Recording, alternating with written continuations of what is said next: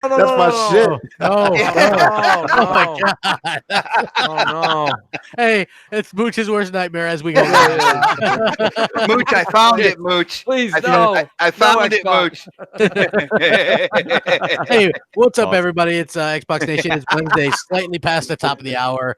My fault, people. My fault. Yeah. Yeah, he was like, hey, I'm sorry, I'm going to be a little bit late. Over here. I got some vape stuff to do. Hey. Yeah, Hey.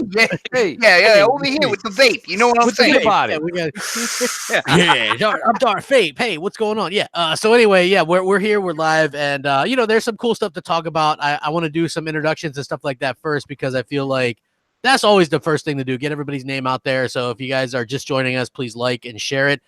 Check out these people's fine YouTube channels. They do really great work as well. Mooch, what's up, man? How's it going? Buddy, it is great to be back, man. I mean, just because of scheduling and things that went on, I couldn't get to Crossfire. We had to move MNC's show, but this is I was amped. That's why I wrote Crap about a half an hour, 40 minutes ago. Crap, let's do this. He's like, it's going on. And I'm like, buddy, I can't wait to podcast. There's a lot of great topics, and I'll be honest with you, for the first time in a while, Crap, I'm really actually kind of animated about some of these. I'm going to get a little more animated tonight because I got feelings towards some of these topics. Yeah, I mean, look. I was sitting there like frantically writing these topics literally like 20 minutes before showtime. And I'm like, oh, that's interesting. So, yeah, I'm very excited to dive into these topics as well. Also, it's funny to see people's reactions to stuff like EA Access going to PS4. And, so we're going to get into all that good stuff as well. We got Xbot or Darth Bot 448. What's going on, man? I see you on Sea of Thieves killing it, dude. Dude, Sea of Thieves right now, man. The only thing that could pull me away was a new exotic mission in Destiny 2. But other than that, I've been all about that pirate life, man. Complete with a story mode. Nice. We're gonna get some impressions on that as well because I feel like a lot of people are talking about that, and it's very cool. A lot of people are playing it too, bro. They are, man. Hey, look, you're not gonna find a person that's happier about that than me, man. I like Sea of Thieves. I've never said otherwise. Except for listen, I understood why people didn't like it at first. For me, I loved it. I like the aspect of playing it with your friends because you can make your own adventure and you're not forced to do something. Like me and Mooch can sit there and just bullshit like the entire time and get $10 in gold in 3 hours. And you're like, what do we do? I don't know, man. I don't know. We did something. We got lost. Yeah, it felt like exactly. we gamed with nothing. We had nothing to show for it. What did you guys do for 2.5 hours? We got exactly. 10 gold coin. Nothing. Nothing happened. So, yeah, exactly. So, hold on. Should I even read this comment? AK Massifier says, crap, can I be on the show for a year or so, then start my own podcast and take shots at you like you're below me? Oh, wow. Where did that come from? I don't even see it in the chat. This is AK Massifier, man. That is actually a good comment. But you know what? Look, I'm past all that kind of stuff. I'm just doing my own thing. Listen. People are going to do what they're going to do, and there's always, this is something that I'm really thankful for Mooch being my friend. Is he's always like the calmer one of the two, and I'll be like, Mooch, I'm going to do something. He's like, nope. He's like, crap. Nope. He's like, think nothing's going to come from it. Think about the outcomes. Nothing's going to come from it. I'm like, okay, fine. You know what I mean? So it's always gained from it, crap. You exactly. There's there, talk the news, enjoy the games, and do a great show. Exactly. So that's what I'm here to do, and I appreciate you guys coming in. As you guys do come in, come on, like and share it out and that kind of stuff. We also got So Shady. What's going on, man? How are you doing today? Haters getting mad. They done had enough of Shady. They try and slay me. The comments they leave won't too shame me. I'm doing good, crap. I'm doing damn good. It's good to be back here as always, man. I can't wait to get back into these topics. So Shady. Oh, no. Hey, there it is. That's not there me, by the way. Hey, he was rapping. I had to put the T-Pain in there, man. I'm saying. He found my app, man. Now it's on. The show's going to be good, man. Craps app. What could go wrong? What could go wrong? We also got Noximus. What's going on, man? How's it going? Oh man, bro, it's been a long day, man, but I am excited about these topics, I want to get into them, man. It's going to be a good day, man, Yeah, I appreciate it, man, and thanks for even though it's been a long day, man, thanks for coming in here and rocking out with us again. Oh, no, absolutely, man. Been looking forward to it, bro. I still got a long night ahead of me, but we're going to have a good show, man. It's going to be great topics on the money, yeah, man. Got it. And we also got Predator. He's back. What's going on, man? How's it going? Predator. Yeah, I'm hyped. I don't even know. I don't have a rap or nothing, so I'll let Shady make one for me next show. I'm hyped. You got me hyped about the rattlesnake shit. Oh yeah, yeah. I mean, come on, man. It doesn't get much better I left than a that. picture in there in the Twitter chat for you. I saw it. That's scary, man. I was like, holy crap, that's scary. So yeah, a lot of you guys don't know, and I'll touch on this really quick. So yesterday I was doing a video and I look up and it was like I have my office and then I have an L-shaped desk right by the front door because I had there's a door put on there. And so basically that's how like I'll come in and out and then just do stuff real quick on for YouTube and then I'm out. And this was like an addition. And so you're supposed to put up like molding around it on the inside, and I haven't done the top part yet. And so I'm sitting there and there's a rattlesnake in the top molding like stretched across there, like looking at me. And so I was like, okay, so it's like you called the people to come out and stuff. Ended up getting away anyway, but yeah, it's one of those things where I was like recording it and trying not to make any like loud noises, and I'm just like, yeah, there's a rattlesnake here, but you know, there's also this Xbox stuff going on, so make sure you guys check that out. Well, I'm like looking up at the corner of my eye like the whole time because this thing's just like staring at me. So yeah, that's definitely funny. You know, like when you live out in the country, man, it's like keep that grass short. And you know, I mean, that's something that realistically everybody should do. You know, like that's on me. You know, but I mean, I see snakes all the time, but rattlesnakes are a bit of a rarity around these parts. You know, you see them once in a while, but this is probably only the third one I've ever seen in my life. And usually, what I see are just like those grass snakes, or like 1 or 2 times I've seen like a copperhead or something. We get copperheads over here, brother. Yeah, exactly, man. So those are it's some scary stuff, you know, and it's good to see. You know, everybody come out here, and like I said, man, like and share it out as soon as you guys can, because that's very important. So anyway, I want to jump into EA Access because that was a hot topic. A lot of people want to hear us talk about it. It's anti-gamer, bro. It's anti-gamer. Well, yeah, this is the funny part. Okay, so if you guys didn't know, EA Access has been available on Xbox One for a long time. It's even on PC. When it was asked if it was ever going to go to PlayStation, Sony said that it wasn't a value, quote unquote, for their gamers, and now it's going to PS4 in July. For me personally, this was all one of those things that I was like, man, that's kind of dickish of Sony to come out and say, hey, it's not for our gamers. You know, it's not value. When obviously it's a value. Like, let people decide for themselves if it's a value.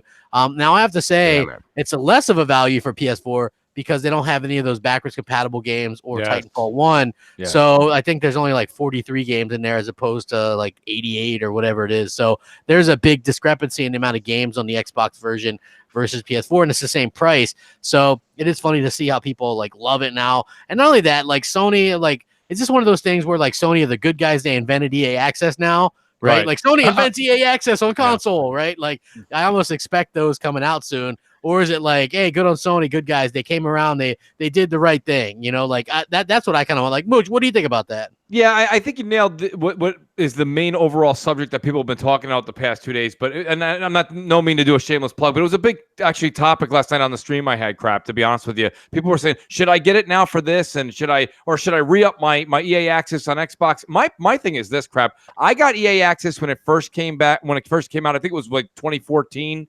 Was it 2014 or 2015? Whatever it was. And when it came out, it was a big deal because that was the first time we saw something that was in that digital era, right? It was the first time we could download a game from this cloud base, have that game, not own it, actually have the membership, things that we were kind of used to with the gym membership, etc. Now we all become second nature with Xbox Game Pass. But I myself personally, crap, have found that EA Access for me is really irrelevant. It's truly, they haven't added anything to the vault, and this is coming from the Xbox side. This has nothing to do with the Sony side. They have not added anything to the vault in ages. It seems they add every game goes into their vault, every single one within a year of release. It's just Anthem. Like Anthem's probably going on tomorrow. A lot of us end up owning the games. Like I know FIFA and Madden actually go into the vault like 6 or 7 months, kind of thing. I'm pretty sure after release. Yeah, but I think it's fantastic. Like, it cost me 30. But it costs me $30 a year. You get 10% off of every single thing EA. Shady, so when I buy 2 EA games a year, bud, so every that's week, $16. Hey man, that's $16. You're it's right now $16 between Game Pass man. and So EA Access. Between EA Access and Game Pass, you're almost 200 beans in the hole. You know no, what I'm not. If you'd listen for a second here. It cost me $30 a year. I saved 10%. So I bought Anthem. I buy Battlefield. That's 2 games. I save $8 in Canada here per game. That's $16. So not my $30 the casual doesn't do this. The casual I casual don't does care not- about. I'm talking about what I'm doing here, and it saves me money and ends up only costing me like $7 for the That's year. the hardcore. That's for the the year hardcore, for all not the rest casual. of EA stuff. And for all that's the rest. why I don't and think even EA if you are Access, casual, it's $30 a year, and you have access to all of EA's I catalog. don't think Done. EA It's a deal. Access originally they were trying same thing like Xbox Game Pass. They're trying to hit the casual market. That's that 2 billion number that they keep striving for. Then There's sell not it to them. There aren't I 2 mean- billion hardcore gamers out there. No, okay? that's fine. As a hardcore, I see huge value, and as a casual, you're paying $30 a year. That's $250 a month kind of deal to play all of EA's games. It is a huge bargain. It's up there with Game Pass. It's awesome. Yo, Shady, I hear what you're saying on that, but my whole thing is ever since Star Wars Battlefront 2, I feel like EA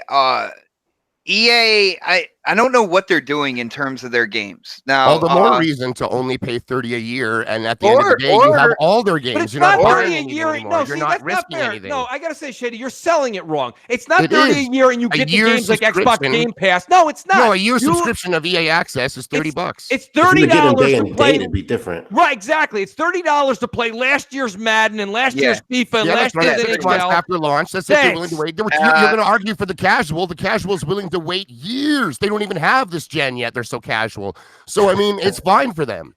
It's totally fine. It doesn't Hey, matter if if they wait. everybody They're wants to casual. send Mooch, if everybody wants to send Mooch $30, you can listen to last year's Crossfire. Listen, it's ridiculous. It saves me doesn't money hold on my new water. purchases. It saves me money on all my new DLC from EA. It pays for itself and its savings. And then the games I don't buy, I get within the year. Shady, That's fantastic. Shady, the only thing I'm saying here is when we got it here on the Xbox platform, it was bright, shiny, and new.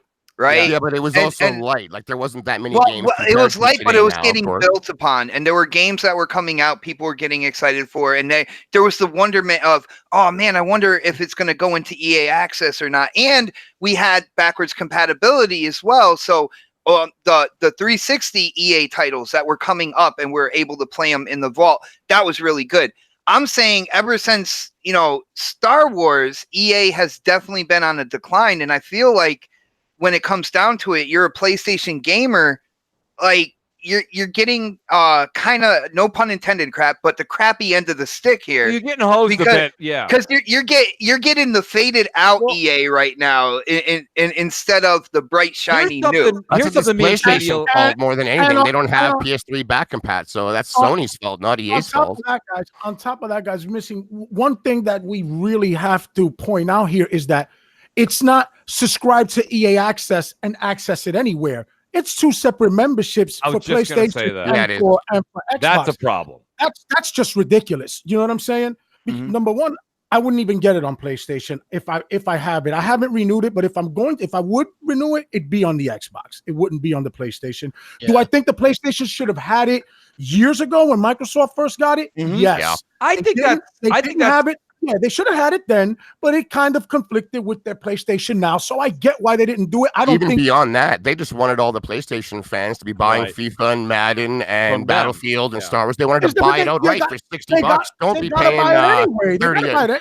Maybe, or they could have waited a year and paid $30 and got it all in the EA Access. Like whoever wants it is going to buy it that day. You know what I mean? Like I'm usually. Yeah, I'm not. Get that 10%. Yeah. Yeah, you're not going to wait when you really want it. It's something you're looking forward to. So fans of the game are going to get it. Now, you'll get savings, right? You can save like 10% on games if you applied, if you have access, right? Yeah. So, that's somewhat of a benefit. I got to be honest with you. And this show is no better show, right, with the back and forth we've had over the past 3 to 4 weeks concerning Game Pass. EA Access has some big kahunas to actually come out and say that you have to pay for the same service on another device. That's right. Ridiculous. That's old. That's an old model that doesn't float. And I'll be honest with you, I'd be shocked that when you see that I believe PS4 folks and Xbox folks that are dual console owners that don't subscribe to it on PlayStation, I would be shocked if you don't see it. EA's E3 conference, you see them change that. Buy it once. Maybe they'll make a new price. If you want it on both, it's $40. What does Xbox and PlayStation get out of that? Right now, they're taking a third of your subscription because you're going through Xbox. So what does Xbox, let's use as an example, get if it's just a unified thing. How does Sony participate in that profit share, or how does Xbox participate? Like, it works with Netflix, but I honestly think Xbox and PlayStation are paying Netflix to have it on their system. It's so important to the ecosystem to have. If you don't have Netflix, people are losing their minds. Yeah, like, I don't think it's Netflix giving money this way. I think it's the other way. So when it comes to EA Access, it's independent memberships, but it's also way cheaper than the other memberships that are out there. It's way cheaper than Game Pass and PS Now and stuff like that. Like, it's dirt cheap. So having multiples, kind of redundant. I can see why they're doing it the way they are. It's different than like Netflix and Hulu, if you will. Those aren't attached to your profile, whereas EA Access is attached to your gamer tags. Jay Blaze 9800 says, "I love when Mooch and Shady argue. Great show, crap." Hey, thank you. Here we go. I put it together specifically. I'm like, this is the part where Mooch and Shady get in an argument, and then that should take us to about. He's got it in parentheses, Shady, underneath his notes. Yeah, so, well, just so you guys know, I saw that in the script actually. on the EA Access thing. So I have EA Access and I have Origins Premier, and Origins is superior on the PC side to what EA Access offers on Xbox. So they basically have 3 subscriptions, and they're all fucking different. Why can't they just make the same shit? Just put Origins on all 3, and Great that's point, it. Brad. Just put Origins on everything, and you're better off with that. I think the biggest issue with my EA Access subscription, even though I do love some Battlefield, that's really the only game, and I think I picked it up for Anthem. I kept it around for Anthem, but like their library hasn't been, so super stellar, and they're not adding anything but EA games to this, which is completely different than Game Pass, where they have a plethora of games coming from other developers and stuff like that. So you're just getting EA games, and you're not even getting them day and date. You're getting Isn't that Origin one? You get them day and date. You get them day and date, and then they have WB, right? They teamed up with Warner Brothers, I believe. You can get Batman in there and stuff like that. Yeah, and those are in there. So, but on the Xbox side, on the console side, I'll say you're not getting that. And, no, I would much rather pay the $100 a year and get that on both my PC and Xbox than to just spend it, $100 on one, $30 on the other, and I'm only getting half of the shit on the Xbox side that I'm getting on the PC side. So that's their biggest downfall. They need to really just merge that into one and put it across all 3 systems. Yeah, it is a little bit weird to see that it finally comes out. And a lot of people were under the misconception that Microsoft paid to make this like an exclusive or whatever, which wasn't the case. Sony actually came out and said, "Hey, no, it's not going to be like that. It's because Sony said no." And so that's what people got to. Yep. Exactly. So, hey, as you guys over forward are watching, please, as you shuffle in, like and share out the video. I'd really appreciate it. I see you guys in the chat, man. Keep it friendly. Keep it nice. Anybody else on this topic of EA Access? Hey, I agree, man. If I have it on Xbox, realistically, I should have it on PlayStation, especially since it's lesser content. Like, I think that should be something that they share across both of them. My bad. I just think it's a really weird time with everything going on around EA right now for Sony to be like, "Hey, yeah, we have EA Access." Like, how many people are really going to be like, "Woohoo!" Like after everything with Anthem and stuff like that? I don't see too many people jumping up and cheering for this right now. Well, a lot of people got scared away from Anthem and scared away from Battlefield and any other EA game for that matter. That this is a cheap way for them to get in and try them all at once. And if they like them, they can pick them up for 10% discount. If not, I don't know, man. That's my answer. The only company that maybe has had a worse generation than Microsoft is EA. For what seriously, look, it's true. What they did last gen, phenomenal, right? Like everybody, like the stuff that they were doing with Need for Speed, the Battlefield games were better. They just had the Dragon Age games, Mass Effect games, 3 of the, you know what I mean? Like they realistically had a fantastic Battlefield Bad Company 1 and 2, Dead Space, Dead Space trilogy. They knocked it out of the park last gen. Yeah. This gen, I expected them to do that, and they have had a few gens. I think like Plants vs. Zombies has been one. But when I look at some of their other games, like they just have not been very good. And there's no competition for Madden. NBA Live sucks. They force people to use their engine, which has proven to be a costly one because they've canceled games because of that. Anthem, horrible, just they're already abandoned in that game. It looks like I just, I don't get it, but so they've had a rough generation. So they consolidating their games into a service type thing makes a lot of sense for them in much the way that Microsoft does. Play anywhere, all that kind of stuff is just a way to kind of make the most from your money, and people get it with the expectation that, hey, see you in the vault. Hal Mooch has said that for multiple games, and he's been right. Like Anthem, you guys think Anthem's not going to be there soon? Like that game is going to be there very soon, and that might be the only thing that keeps that game around. Probably as early as June. Crap. Yeah, I mean, I could see that as well. Sergio Lopez says I can only justify Game Pass for Forza Horizon 4. I don't know. I think thieves, buddy. There's a lot of games in there there's no question that value is in Game Pass. That's just not debatable, really. It's hard to. The numbers will prove that to you. The question is it depends on the debate at hand. I think Game Pass is a huge success amongst the hardcore and everybody that we associate with, whether you be in the chat, on the panel, on YouTube, or just an active member in any community in gaming. I think that is without a doubt. But for, like I said, I have plenty of my friends that all have Xbox Ones in their home. Some of them still have the original Xbox One Fat, right? That's a casual gamer. They buy Call of Duty, they buy Madden, or they buy NBA 2K once a year. That's it. So even when I bring up to them that there's a plethora of 200 games, some of them the latest and breaking in the past 3 to 4 months in there for 120, they're like, Mooch, I don't spend $120 a year on games. So for them, it just doesn't hold water. Then you throw EA Access on top of it. They're like, whoa. I'm not playing that. I'm just not doing it. And if I am buying Madden or NBA, I want it when it comes out and it's relevant to that season. I don't want it a year later. So, again, it just depends. It's funny to see the CEOs come out every June and they're like, we want to reach 2 billion market gamers out there. And it's like, yeah, but the thing is, though, that's not it. You're going to reach the console gamers. You're going to reach the hardcore PC guys. You're not going to reach those casuals sitting home playing Candy Crush. Thank you, Mooch. They're just not, Because that's the truth. Then you're not going to tap into that unless you just go straight out mobile. Just go straight mobile. Other than that, you're not going to get those guys. Those are not the people that play on console. Different consumer base. Yep, absolutely. Who was that? I think Mad Max is talking about Game Pass. He says Tomb Raider, Forza, Halo, Gears, Monster Hunter, Prey, and a lot more stuff. Yeah, it is. Like that. Look, it's hard to really argue that the lineup is not worthwhile, and it's just going to get better. I mean, just think about it when Gears ends up in there, right? Or Halo. I think that's the part that a lot of people are really going to get excited about. Yeah. For me personally, like I said, it doesn't really. I buy my games, and so it doesn't really matter to me. But speaking of this kind of stuff, this happens a lot. Like a lot of people gave Microsoft a lot of crap for Scalebound cancellation, and now Platinum Games has come out and said, hey, it's not just Microsoft's fault. We were to blame too.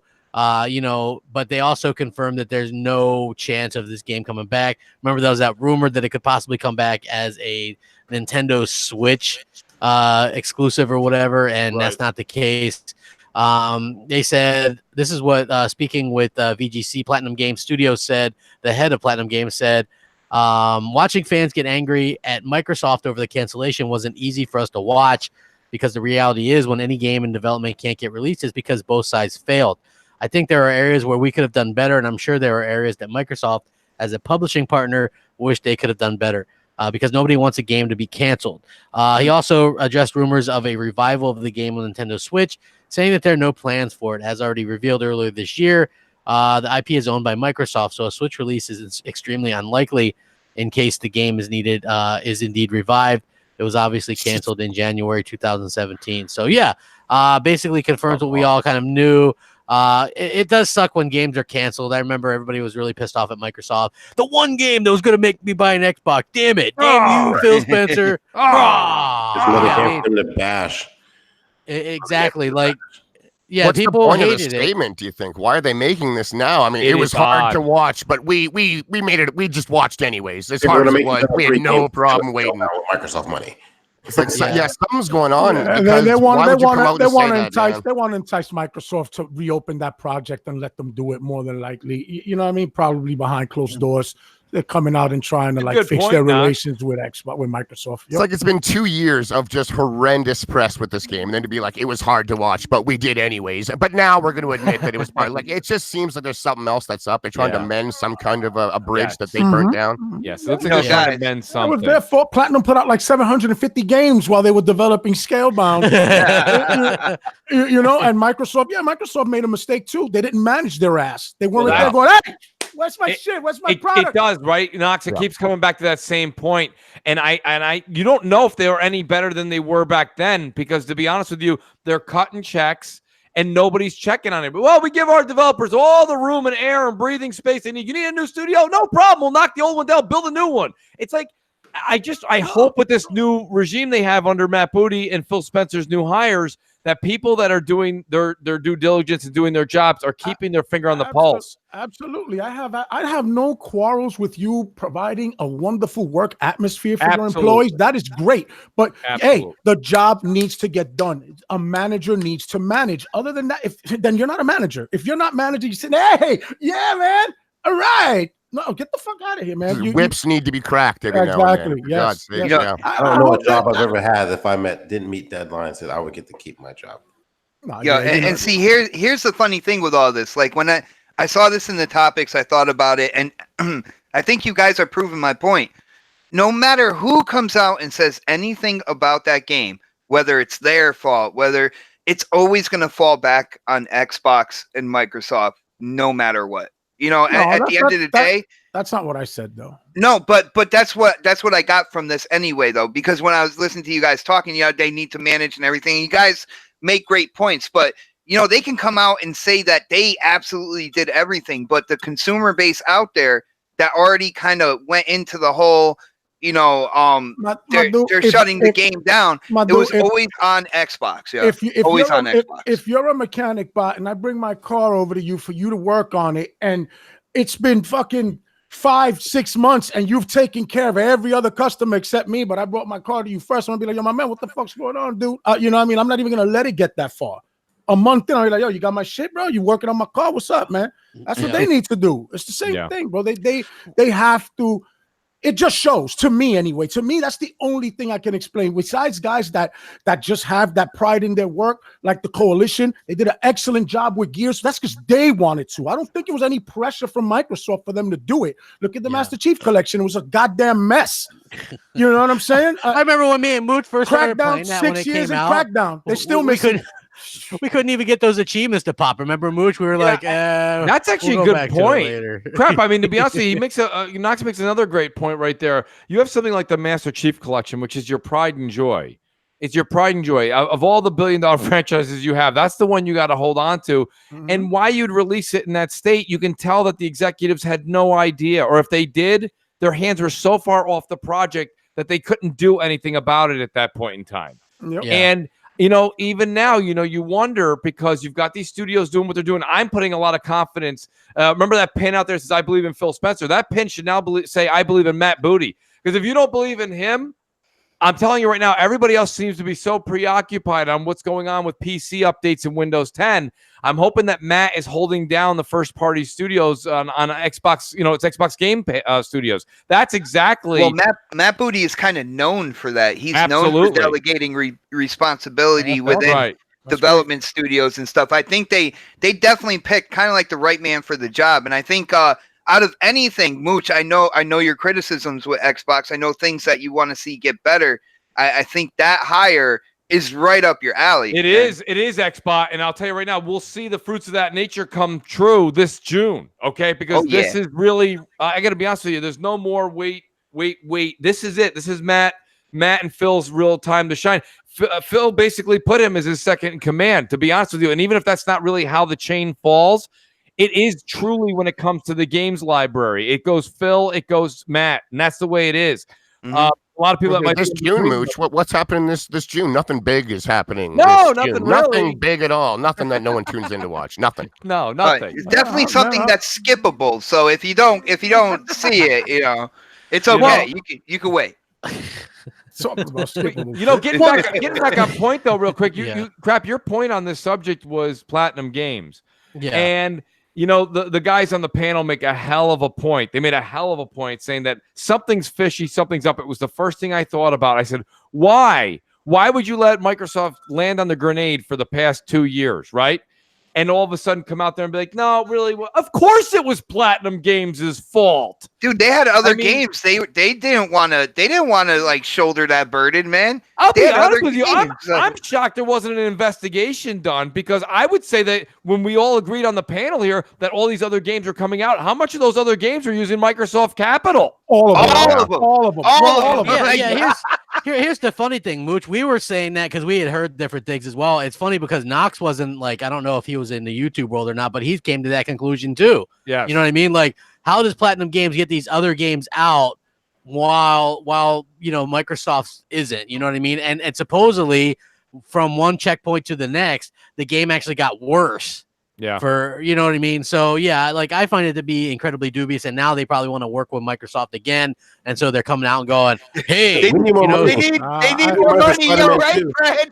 If they want to work with Microsoft, let them bring over Bayonetta, put Bayonetta on Xbox again or something like that, and that Scalebound, take that IP. If people really interested, if it was really what was going to sell, get one of these brand new studios to revamp that shit from the ground up, make a whole new IP. That would be great. I think they should go that route, not let Platinum Games do it. Platinum Games wants to mend fences with Microsoft. Go ahead and bring Bayonetta over here.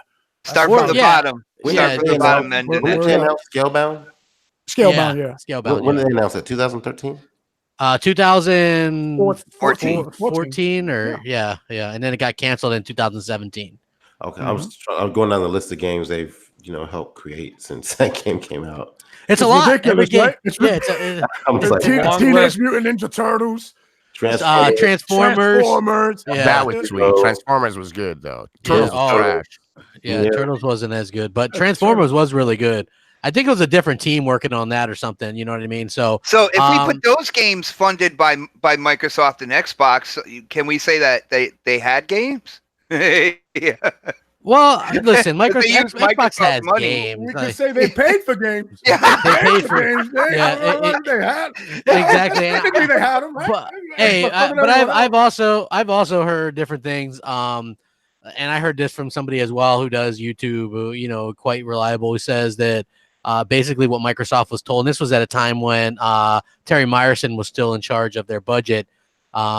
He said it came down to you get Scalebound or an Xbox One X because Scalebound needed a lot more money and time, and the Xbox One X was also in the pipeline. So they had to choose one or the other, and obviously they chose the Xbox One X. You can't really say it's a bad thing. I would have liked to see how the game comes out, but again, what? If it was just going to be another 59 Metacritic game, who the hell cares? To be honest with those you, were the choices. That's like the Indiana Jones quiff. You chose wisely. Yeah, exactly. Exactly. It doesn't seem like an even scale, though. It seems like if you're talking to your kids, you'd be like, it's either go to McDonald's or no Christmas. It's up to you. You're like, what? Does that not seem right to you guys? Yeah, I know. I get it, dude. I'm just saying. I know you've heard it from the same person, too, though, because that person was on Crossfire. So, yeah, either no McDonald's, you get McDonald's. Or Christmas is canceled. It's up to you. Happy Meal or no Christmas, no tree. Yes, it's like there's no in between blocking off the fireplace. Yes, Santa's not coming. Right there. Exactly. Damn, Moosh, that is hard. Kids make life decisions like that. Exactly. How many Happy Meals can I get if I decide I want? That's a good point, just right? One. Load up on those coins. 5 or just like 15. Just the one. I want to talk about something else that I thought was a very interesting topic. The gaming media is actually apologizing for Days Gone review scores. So I've seen multiple different sites do this. And Mooch, it was very reminiscent of the Order 1886. Remember when IGN did a video and it was like, you're not crazy if you like the Order 1886. We do too, right? Yeah. So actually, like IGN and some of these other sites, Game Informer, were actually like, does it really deserve such bad reviews? And I kind of scratched my head because here's the thing. I thought the game was better than what the Metascore was. Yeah, absolutely. But I also was like, only a PlayStation game would get this kind of like apologist thing, right? Like, sure, the game deserved better than a 70, in my opinion, than a 72, and they've updated it every single day, I believe, like for like forever, right? It's been they've continued to make it better. But to see them apologize for it, like no Xbox game would ever get. You don't see people go, "Did we really score Crackdown 3 badly? Did it deserve that? That's such a bad score."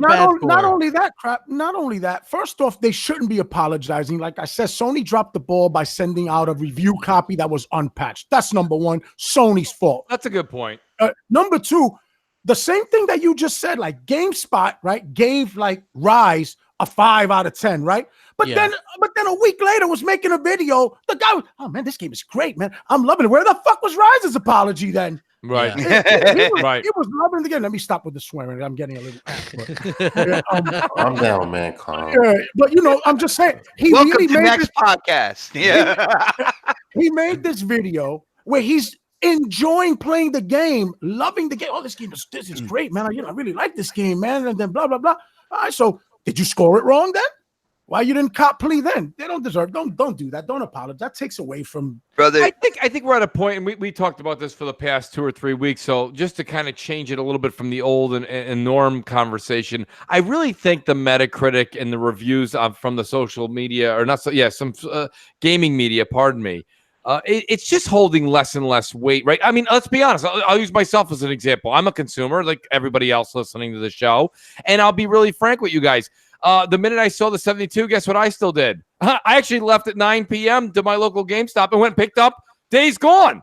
It had absolutely no impact on my purchasing. None.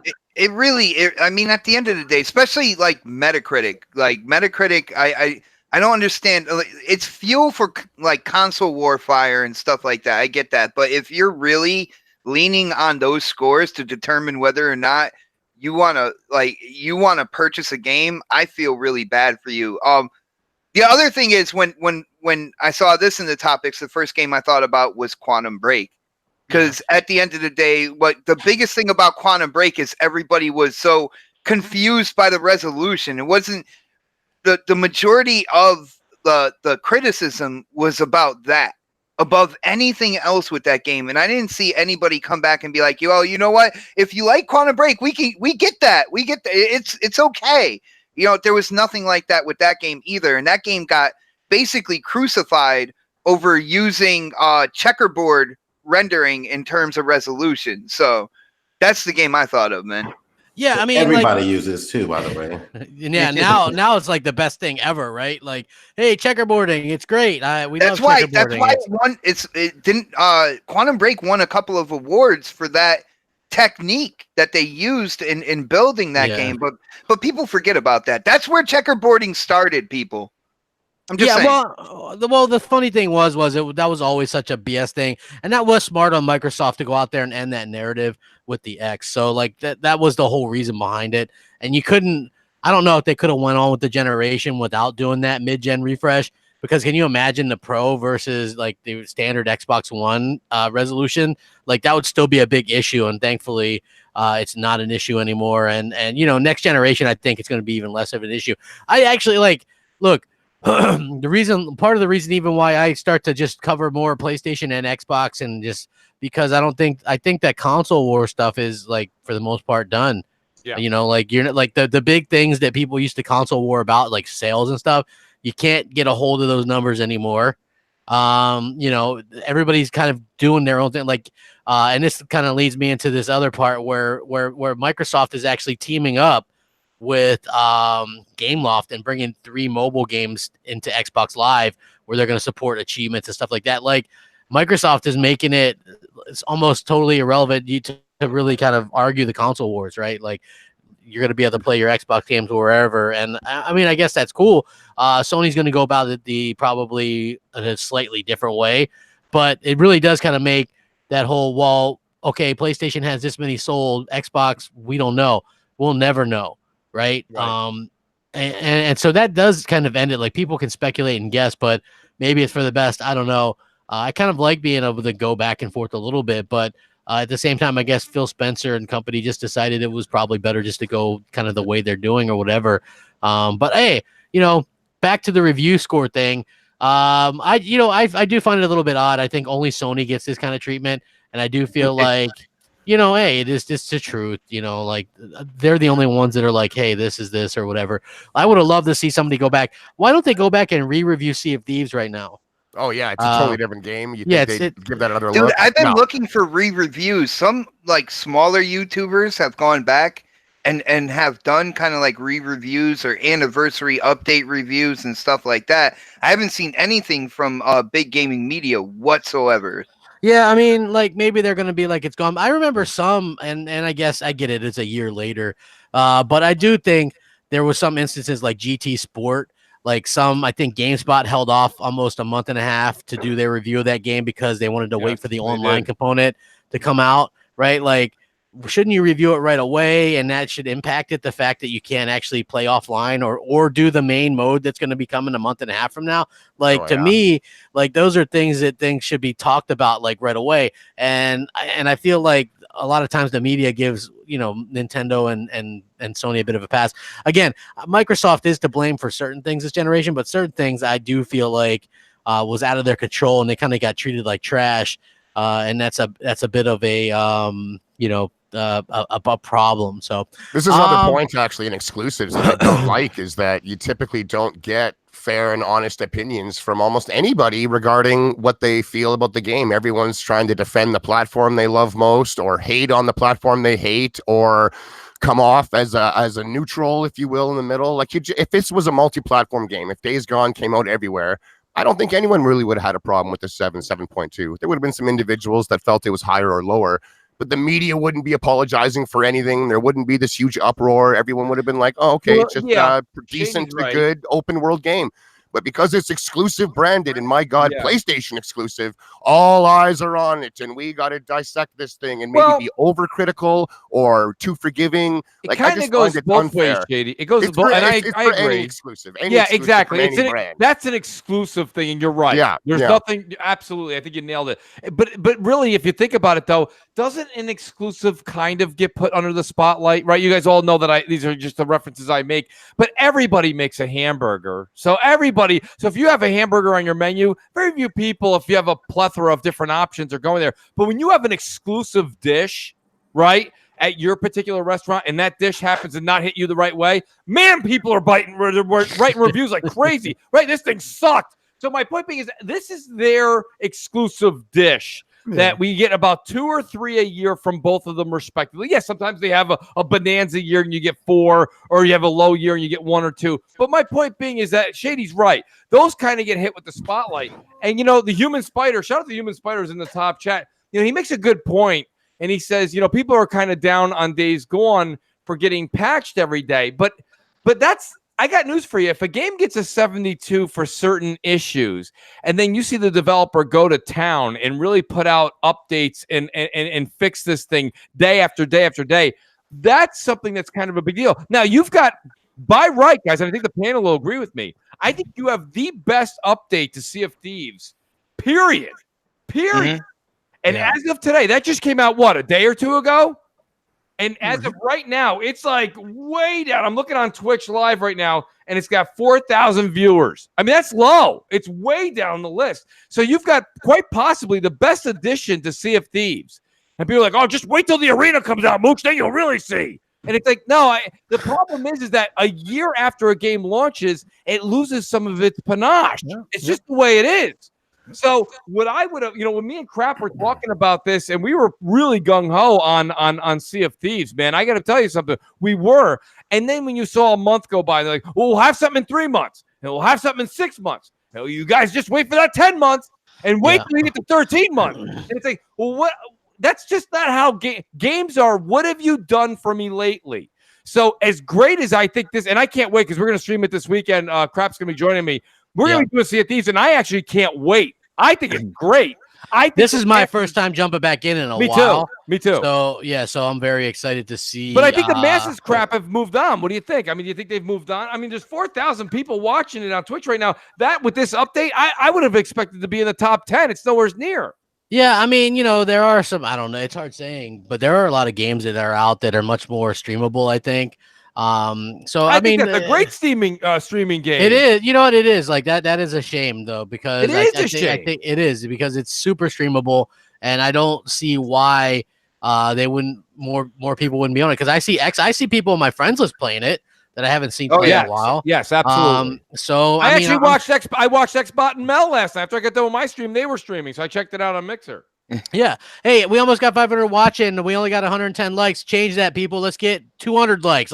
This isn't Mooch's channel, for God's sake. I know, for goodness sakes. Let's get it. Let's get some stuff out there and change. You know, gotta exercise the clicking finger, people. Let's go. Yes, come on, man. Look, I know people are expecting it to be like, because I was critical of Xbox for a few weeks, right? So now everybody's like, it's just going to be an Xbox hating. Has any of the past few weeks been hating an Xbox? I mean, it's just been normal podcasting. It's not, we're talking about expectations for E3. We got some E3 stuff to talk about. But it's just, we're talking about video games, folks. I know everybody's. It's all about the weekly news. That's what I keep saying. It's a talk show about the news. PS5 release date rumored to be November 2020. And they're saying $399 price point on this due to the components. Yeah. Hey, listen, I'm just reading what this reported as, right? This isn't Crapgamer saying this. This is PS5 release date rumored to be November 2020 with a $399 price point. No way. Based on the components. So you are saying, Mooch, you think it's going to be more expensive? Yeah, no, I think we know what's kind of being mapped out here, and we've heard it. You don't have to take my word for it, right? Honestly, it's going to be. I really, truly think it's going to be a $499 price tag. Sony knows that that's an acceptable price. They know that Microsoft's going to have a stronger box. So Microsoft is – listen, I think Microsoft's really in the driver's seat here.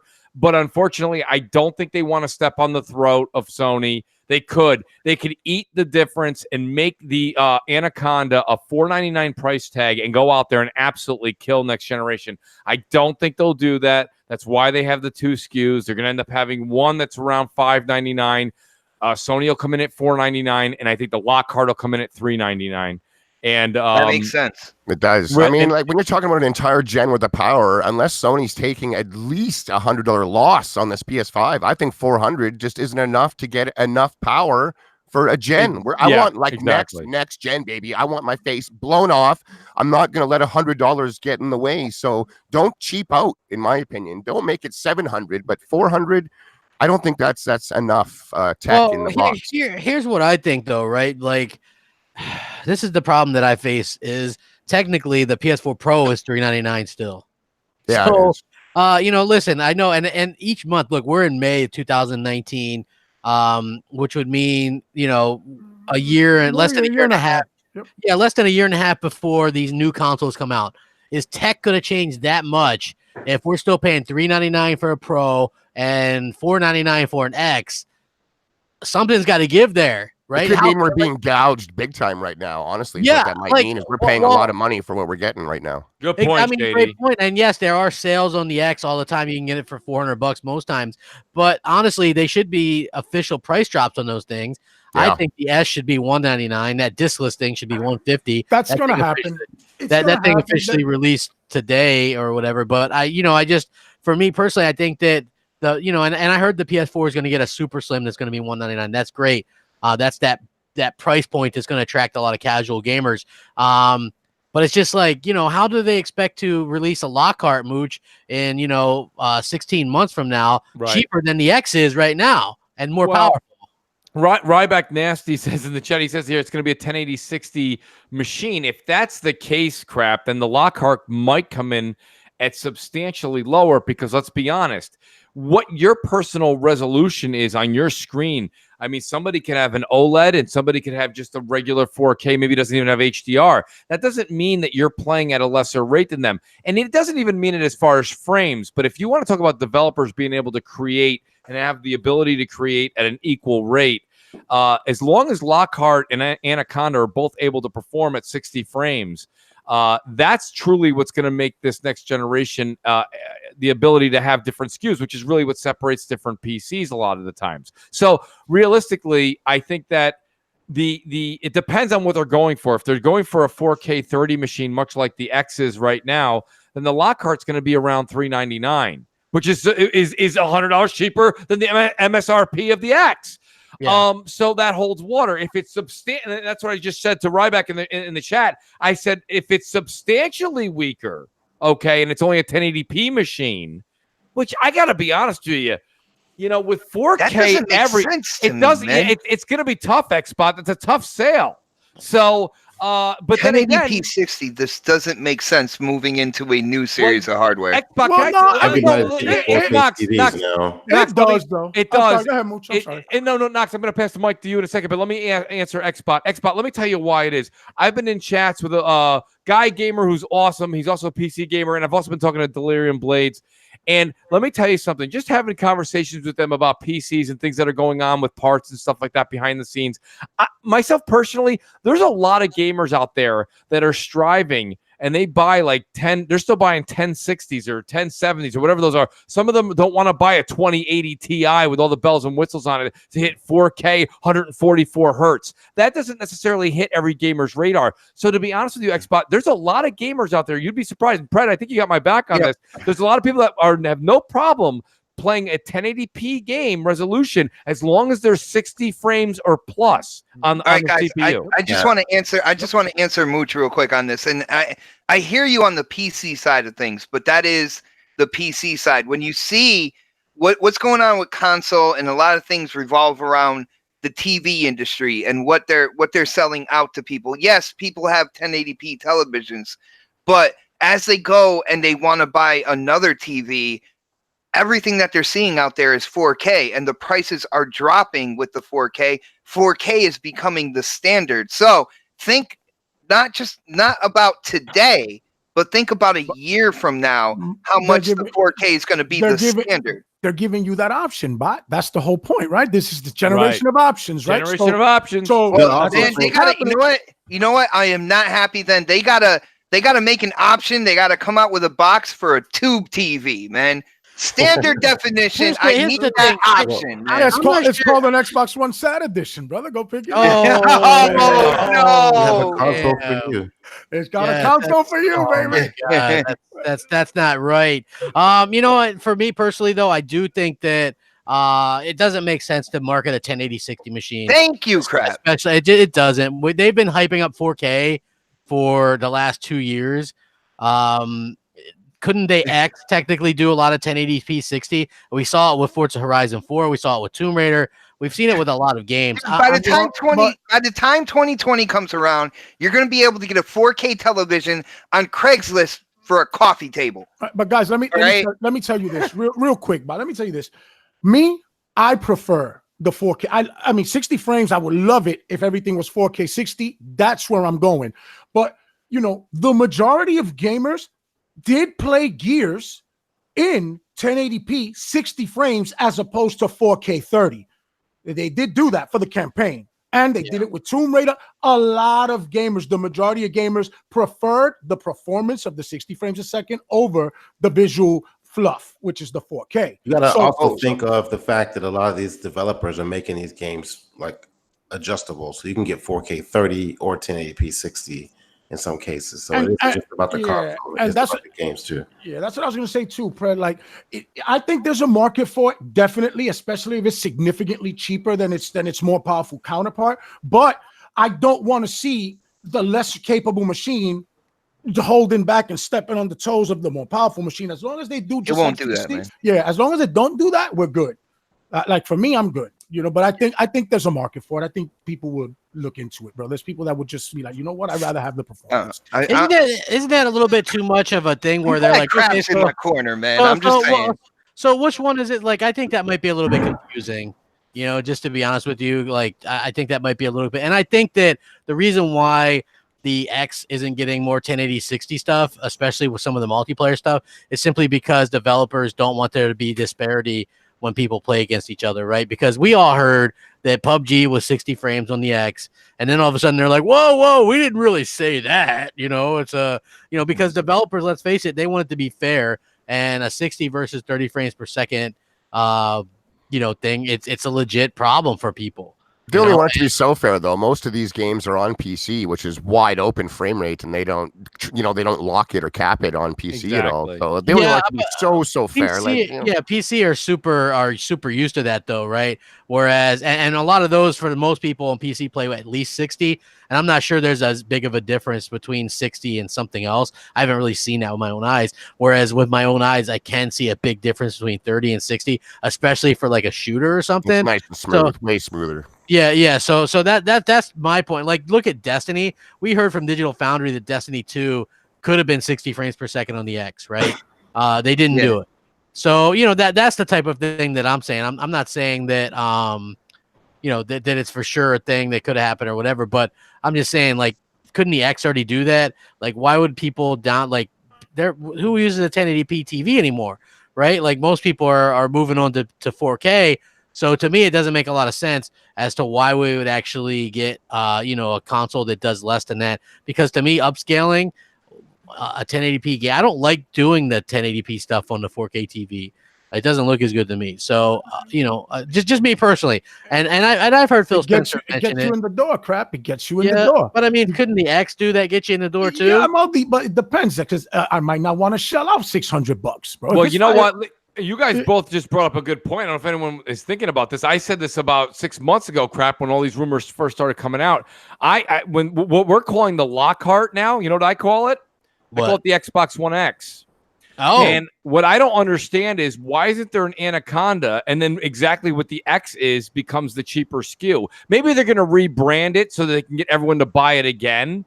But if you have an Xbox One X that does 4K 60 on Gears of War 5 this fall, yeah, why are you buying a Lockhart? Because the new CPUs on the newer consoles, the Jaguar's just not going to be able to hang with it. So, and Knox, guess what? You're right, and that's the right answer. It's gonna be those new physics and stuff that are coming. Like, I forgot who said it, but they were like, describe next gen. It was some dev, and they said next gen, if I had to describe it in one word, would be physics, because we're getting diminishing returns for graphics. And he thinks it's physics that are really going to be the big thing next gen. I agree. Like, we need that stuff. Our worlds are kind of static. They look good, but they're static. Yeah. Well, I mean, yeah, I think that's going to be the thing. A lot of people that are going to the next gen expecting like a big graphical leap, like we got from the original Xbox to Xbox 360. That's not going to happen, because we went. No, go ahead. I was just going to say, because we went from non HD to HD. And so that was a big thing. Yeah, that was the big thing. And people keep looking for that jump again. And I don't think that we're going to see that type of jump. I think what Shady said is going to be the jump. And if anybody's been gaming, as long as all of us have been gaming, having a world that's living, having those physics, having those raindrops actually drop off the shoulder of your protagonist, and actually seeing the reflection of things in light and in water, that realism is what you're going to get in the next generation. And that is a big deal. Don't undermine that. We're already at 4K. And somebody in the chat was saying 4K is a buzzword. 4K is not a buzzword. 8K is now the new buzzword. 4K is now a reality, and 4K is affordable. So, I mean, I really think when it comes down to it, I think Shady made a good point. It's about making the world that we are playing in more realistic. And in the case of the PS5, that power is going to come in the form of the way of what they're going to do with PSVR moving forward, I think. Making that more real. Yeah, I mean, look, they're patented all kinds of PSVR stuff right now, Yeah. So I do feel like that's something that definitely could be. That's their, and not to jump your topics, crap, but that's their air quotes secret sauce, in my personal opinion. But also talking about ray tracing lighting, and that's huge. Like, when you can really simulate basically real world lighting in your gaming, I mean, that's a night and day jump. All the real world reflections and stuff. We're not accustomed to it yet because we don't see it. But once it's there, man, it's going to be hard to play. And also, Shady, when it's not a tech demo, like a tech demo is great and all, but that's just like watching the CGI trailers from E3 from years back, right? You were watching it, but we all had a chip on our shoulder being like, that's not really what we're going to play. And we knew that. And if you don't believe me, go watch like The Witcher 3 at E3. Wasn't what we actually got. Don't get me wrong. Witcher 3 is absolutely splendid. But it wasn't what we saw. And this is something where now all of a sudden, imagine this, folks. Anyone who's sitting there going, I don't think next gen is going to be that big of a deal. Imagine if all those CGIs you've seen for the past 6-7 years are now literally, when you hit play, the game you actually move and live in. That's a game changer. That's what I've been waiting for since I was a kid. Absolutely. Same here, Knox. Daryl Satterfield says, why can't the Anaconda be 4K 120 hertz with ray tracing, HDR, Dolby Atmos, and Vision, and the Lockhart be simply 4K 60 with a slightly better CPU? When it comes to the 120 hertz, you got to think about if the hardware can absolutely handle it. For the TVs, is there a lot of a lot of TVs are still just 60 hertz. Yeah. So, there's so many different factors. Plus, you haven't seen like 120 frames per second on console yet. There's a lot of factors going into that. Has anybody here played 120 frames? Like, I haven't seen it, so I don't know. I've played Forza Horizon 4 on my PC at Crap. I told you this when I first built it. That was the first game I played, and I played that at roughly around 140. And the difference is, I can't sit here and tell you because I didn't do a side by side. I didn't do an analysis. Okay. But I played it, and it's extremely smooth. As the car moves left and right, it's just a transition that you're not used to feeling on 30 frames. Blurry. Yeah, zero blurry. Yeah. So I mean, there is but to be honest with you, 60 frames is gorgeous as well. So I mean, and I think you made a good point, or maybe it was Xbot that said TVs. I've been talking to Blaze. Shout out to Delirium Blades. I've been talking to him about this because I'm in the market right now to buy. I just want to buy a monitor that's 4K 60, and he's like, "Well, hold off. There's going to be a Samsung that's coming out that's 4K 120 hertz. That would be really cool." And you might go, "Well, Mooch, why the hell do you want that?" In the event that the Anaconda puts out a couple of abilities to be able to do that, that would be a worthy future purchase. But to be honest with you, there's currently, I believe, and guys, don't quote me, I believe there's 0 TVs that are 4K over 60 hertz right now in the market. I think there's 1 or 2 coming out in the near future, and boy, they're going to cost you a pretty penny. They're going to be real expensive. Exactly. So I think that's something that we have to pay attention to as well. Yes. TLR9 says, "Crap, what do you think they'll actually call the Anaconda? I think they should just go with Anaconda.